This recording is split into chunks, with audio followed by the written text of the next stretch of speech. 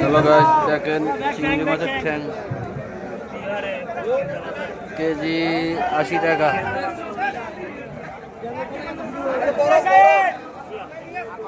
চিংড়ি মাছের কেজি 1200 টাকা, নলিয়া 600 টাকা, কোরাল 850, 900। মোটামুটি ইচা মাছের চাহিদা ভালো, ইচা মাছ বেচা কিনা ভালো হচ্ছে।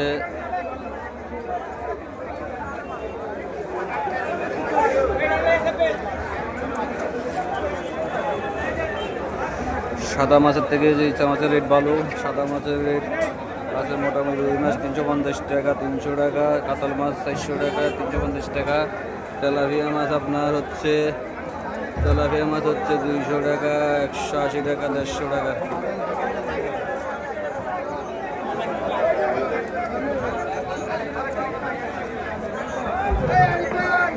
ভাই চিংড়ি লাগবে?